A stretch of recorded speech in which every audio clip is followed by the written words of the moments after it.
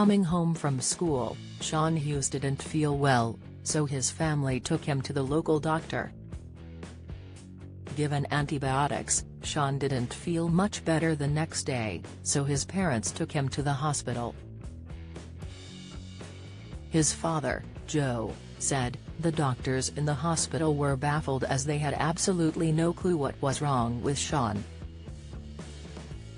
4 days later, the boy died. An inquest attributed Sean's tragic death on January 12, 2018, to sepsis.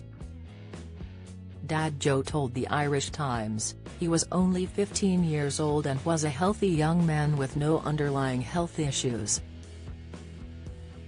We had never heard of sepsis before this, not once were we educated on this silent global killer that stole our son's life.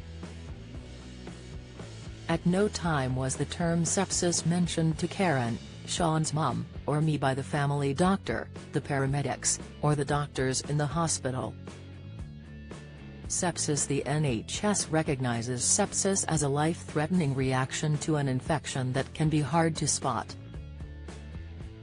The health body explains, "It happens when your immune system overreacts to an infection and starts to damage your body's own tissues and organs."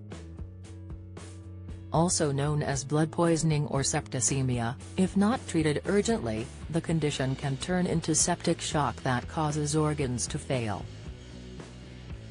The Centers for Disease Control and Prevention, CDC, says bacterial infections cause most cases of sepsis.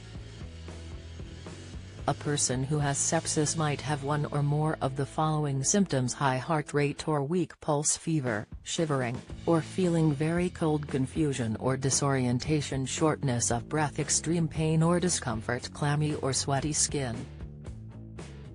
Any sign of the medical emergency should be reported to the emergency services. The NHS urges, don't be afraid to ask the healthcare professional, is this sepsis? The main treatment for sepsis is antibiotics given directly into a vein and fluid given intravenously. Remembering his musically talented son, Joe shared, "From a very early age it was clear that Sean was bound for great things. He was a singer, entertainer, comedian and best friend to all who had the pleasure of knowing him."